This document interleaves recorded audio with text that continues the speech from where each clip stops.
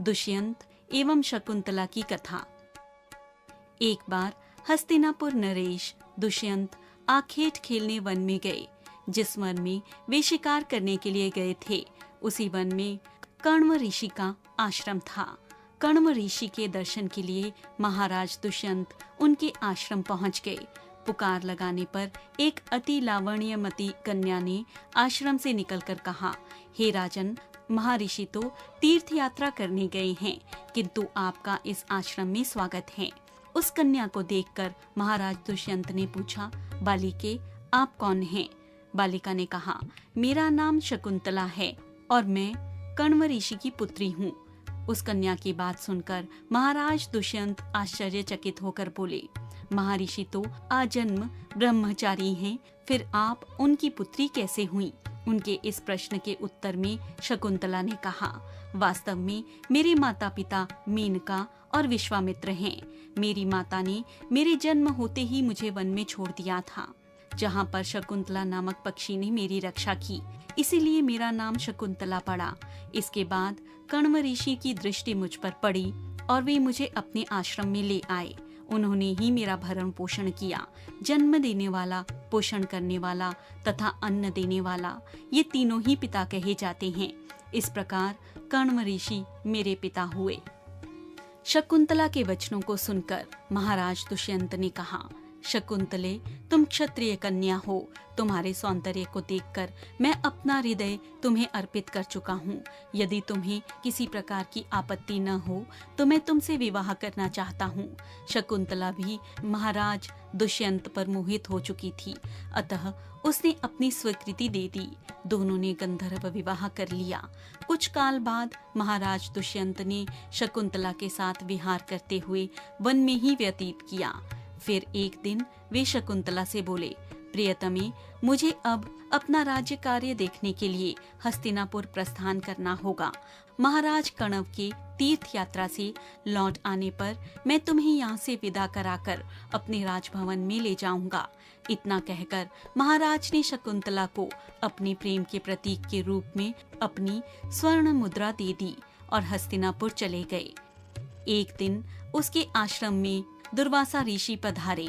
महाराज दुष्यंत के विरह में लीन होने के कारण शकुंतला को उनके आगमन का ज्ञान ही नहीं हुआ और उसने दुर्वासा ऋषि का यथोचित स्वागत सत्कार नहीं किया। दुर्वासा ऋषि ने इसे अपना अपमान समझा और क्रोधित होकर बोले, बालिके, मैं तुझे श्राप देता हूँ कि जिस किसी के ध्यान में लीन होकर तूने मेरा निरादर किया है, वह तुझे भूल जाएगा। दुर्वासा ऋषि के श्राप को सुनकर शकुंतला का ध्यान टूटा। वह उनके चरणों में गिरकर क्षमा याचना करने लगी। शकुंतला की क्षमा प्रार्थना से द्रवित होकर दुर्वासा ऋषि ने कहा, अच्छा, यदि तेरे पास उसका कोई प्रेम चिन्ह होगा तो उस चिन्ह को देखकर उसे तेरी स्मृति हो आएगी। महाराजा दुष्यंत के साथ सहवास से शकुंतला गर्भवती हो गई थी। कुछ काल पश्चात कण्व ऋषि तीर्थ यात्रा से लौटे। तब शकुंतला ने उन्हें महाराजा दुष्यंत के साथ अपने गंधर्व विवाह के विषय में बताया। इस पर महर्षि कण्व ने कहा, पुत्री, विवाहित कन्या का पिता के घर रहना उचित नहीं है। अब तेरे पति का घर ही तेरा घर है।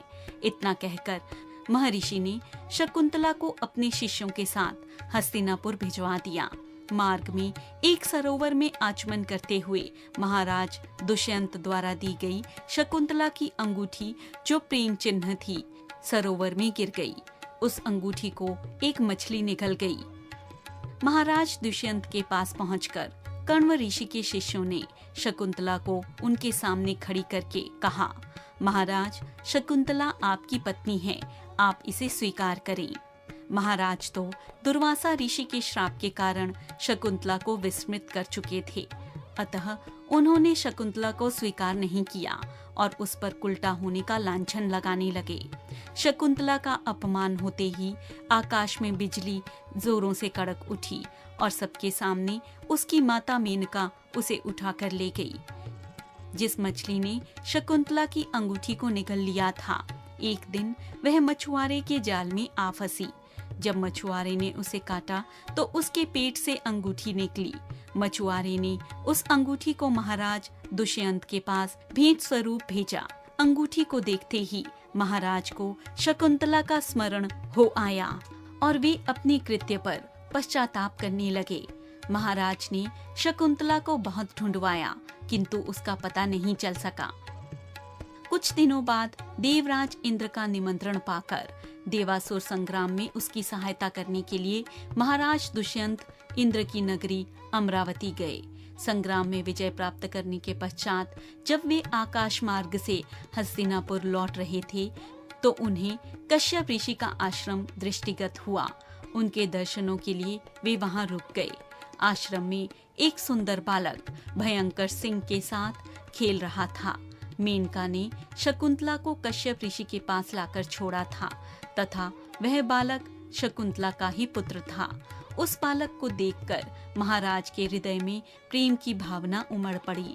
वे उसे गोद में उठाने के लिए आगे बढ़े तो शकुंतला की सखी चीख उठी, हे भद्र पुरुष, आप इस बालक को न छुएं, अन्यथा उसकी भुजा में बंधा काला डोरा सांप बनकर आपको डस लेगा।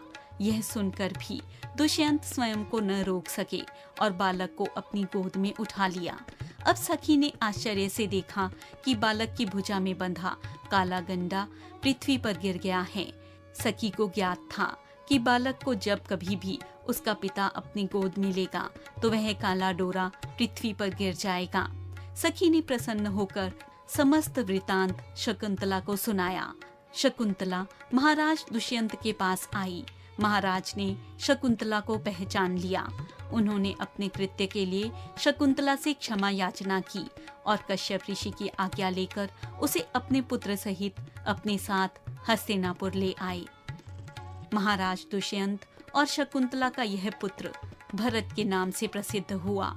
बाद में भरत महाप्रतापी सम्राट बने और उन्हीं के नाम पर हमारे देश का नाम भारतवर्ष हुआ।